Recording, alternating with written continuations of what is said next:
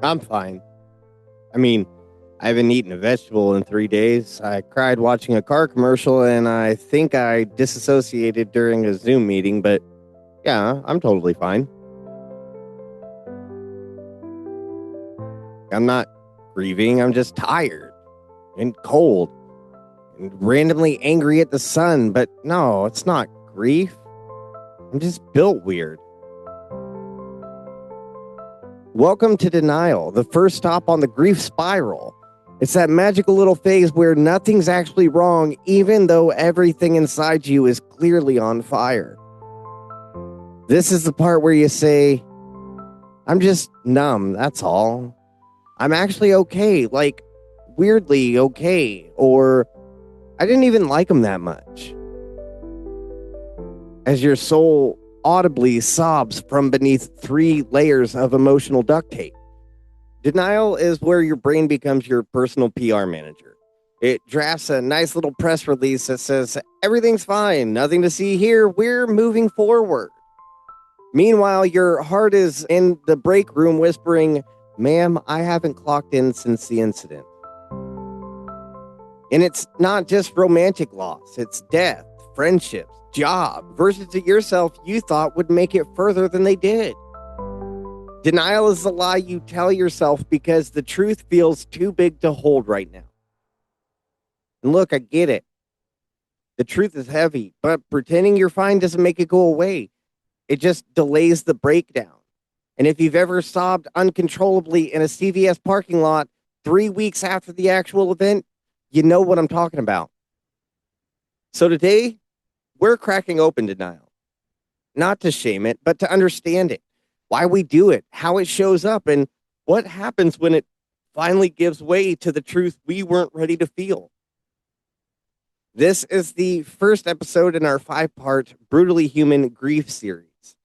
We're going to walk through every stage: denial, anger, bargaining, depression, and acceptance, with the usual sarcasm, unfiltered truth, and spiritual street smarts you've come to expect from this beautiful mess of a show. So grab your emotional support snack and pretend you're listening for a friend, and let's talk about what happens when your soul says, I'm hurting, and your brain says, no, we're not. Let's get into it.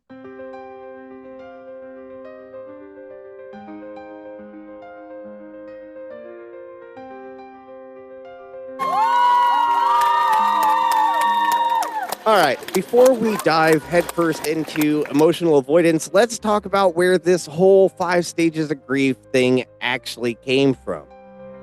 The 5 stages: denial, anger, bargaining, depression, and acceptance were introduced by a Swiss-American psychiatrist named Elizabeth Kubler-Ross back in 1969. And let me tell you, she was brilliant, compassionate, groundbreaking in the field of death and dying. And also sounds like she invented the limited edition Christmas cookie. Like, I'm sorry, but Kubler-Ross absolutely sounds like something the Keebler Elves would release during the seasonal marketing campaign. New from Kubler-Ross, 5 grief-flavored cookies now in frosted denial, double chocolate anger, and emotionally bitter bargaining.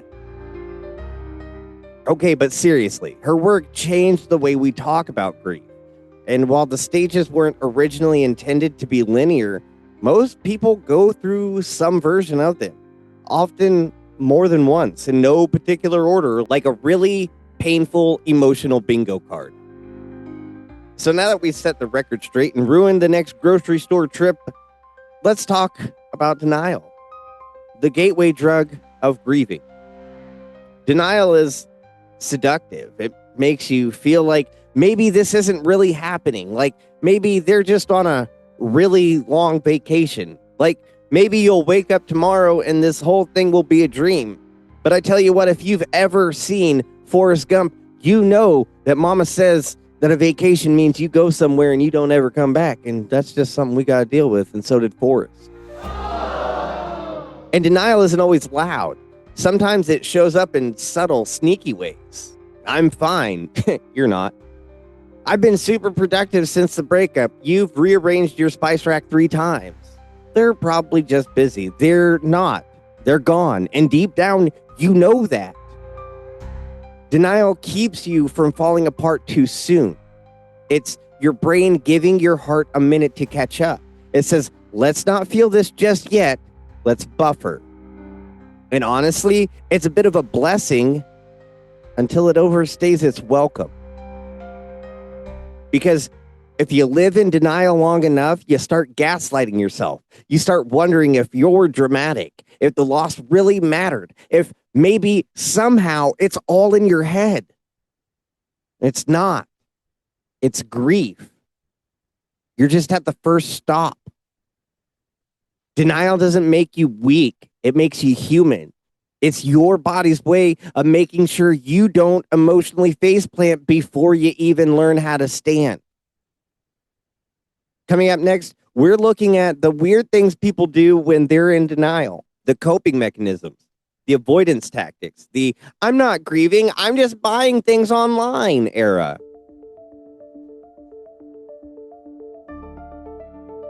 Denial doesn't always look like sobbing into your cereal and refusing to admit someone died. Sometimes denial is productive, suspiciously productive. You ever see someone go through a massive loss and suddenly they become the CEO of I'm keeping it together?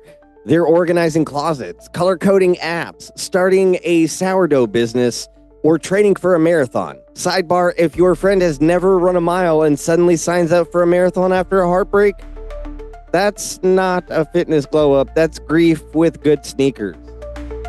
You should probably check on them though. This is denial's secret power. It convinces you that distraction equals healing, that busyness equals progress, that if you stay just active enough, you won't have the time to feel the void chewing a hole through your chest. And for a while, that might actually work.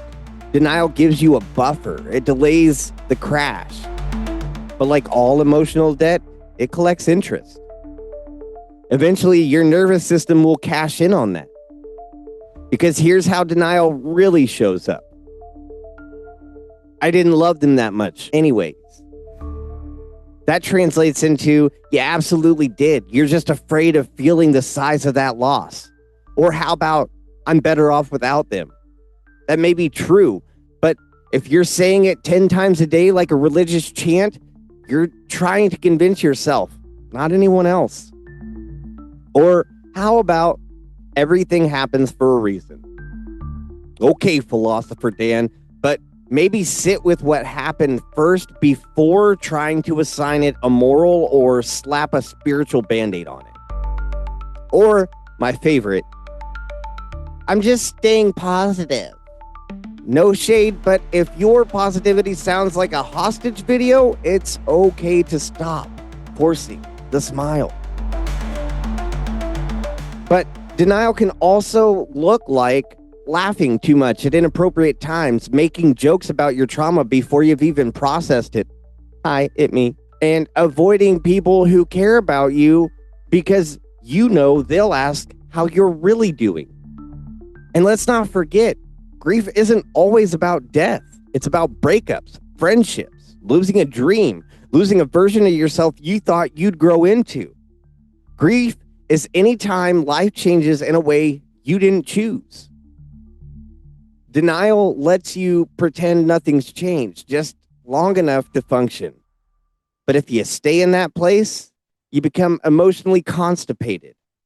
And eventually, you're going to explode. Probably in a Walgreens parking lot while holding an iced coffee and crying over the lotion aisle. Don't ask me how I know. Coming up next, we're digging into why denial happens, why our brain protects us with it, why it feels safer than grief, and why at some point we have to let it go or we get stuck living in an illusion forever.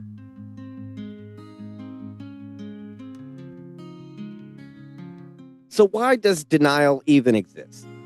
Why is it so universal, so seductive, and so damn convincing?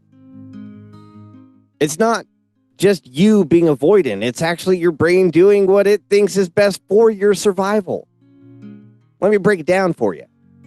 When you experience a loss, death, heartbreak, job termination, your favorite TikTok account getting banned. Okay, maybe not that one for some people. Your brain sees it as a threat to your emotional ecosystem. And your brain's first job isn't to heal you. It's to keep you functional. In walks denial. Denial is your brain's way of putting up yellow tape and saying, whoa, whoa, whoa, whoa, too much too soon. Let's numb this pain just long enough to get through work, school drop off, or that awkward birthday dinner you can't cancel. It's not about dishonesty. It's about delay. It's about your mind buffering while your heart boots up. Now, here's where it gets tricky. The longer you stay in denial, the more your brain starts to confuse emotional avoidance with emotional safety. You convince yourself, I don't talk about it, it didn't really happen. If I just stay busy, it won't hurt as much. Or if I laugh about it, I don't have to feel it. Family, numbing isn't healing, and avoiding isn't strength. Eventually, your grief will find another way out. Usually through a panic attack, a random emotional breakdown over a commercial with an old man and a dog, or projecting all your unresolved grief onto your DoorDash driver because they forgot the extra sauce. Been there, sauce matters. And here's the real tea. Your brain is wired for patterns. So if denial worked once, it's going to keep using it like a glitchy emotional coping app that you refuse to delete because it's mostly fine. But growth happens when you delete the app, when you sit with what's real, when you stop saying, I'm fine, like it's a full sentence, and start saying, I'm hurting, but I'm here. Because grief will keep knocking, and denial will keep trying to change the subject. But one day, you'll answer that door, and that's when the real work begins. Coming up, we're talking about what it actually looks like to move through denial. Not past it, not around it, through it. And spoiler, it's awkward, uncomfortable, and weirdly empowering. So here's the part no one warned you about. When denial finally breaks, it's not dramatic. It doesn't come with a thunderclap or violins in the background. It usually starts with something small, an old voicemail, a scent, a Tuesday. And suddenly the fog lifts and you feel everything. Not all at once, but just enough to knock the wind out of you.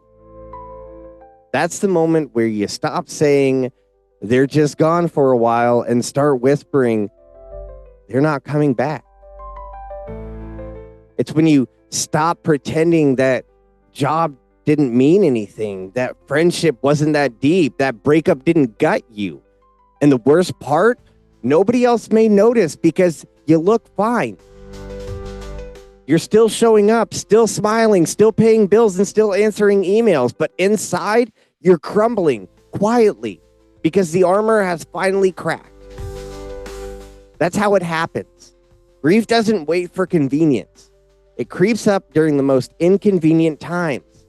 You're washing dishes, you're scrolling Instagram, you're trying to sleep, and suddenly you're not in denial anymore. You're in the ache. But here's the beauty of it.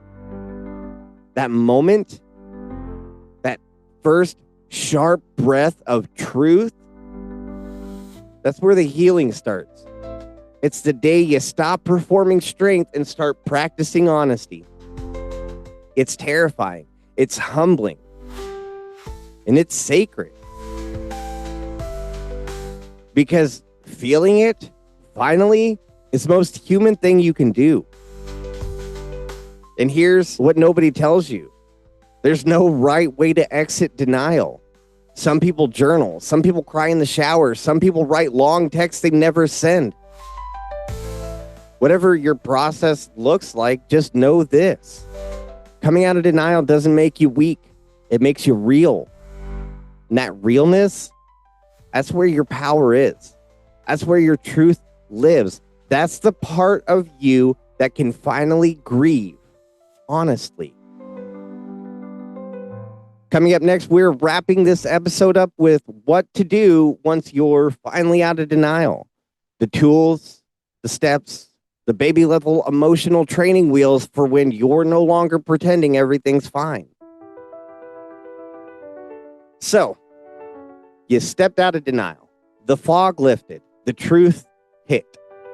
You're no longer pretending everything is fine.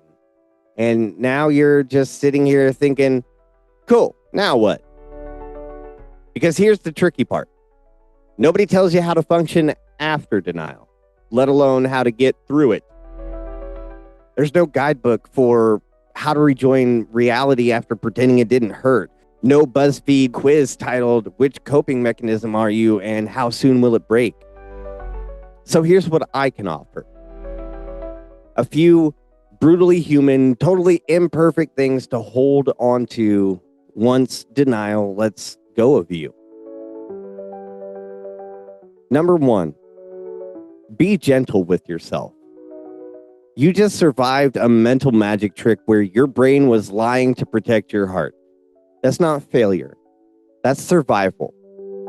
Give yourself the same compassion you'd give your best friend sobbing into a burrito. Number 2, let the grief come in waves. There's no one big cry that fixes it. It'll show up in fragments, in memories, in random triggers. And every time it does, let it move through you. Don't shove it down. You're not broken. You're processing. Number 3, talk to someone. Anyone. A friend, a therapist, a dog, me. Seriously, I'm pretty good at sitting with your shit and not interrupting. Just don't do this in silence. Because grief and isolation becomes shame, and you don't deserve that. Number 4, don't rush to make meaning. You don't have to say, well, this all happened for a reason. Sometimes things just suck. Sometimes the only reason is that life is unfair and people leave and love ends and jobs fall apart. And that's enough of a reason to grieve. You don't need a silver lining to validate your pain. Number 5, remember, denial was never your enemy. It was your body trying to buy you time. And now that you've arrived, don't punish yourself for how long it took.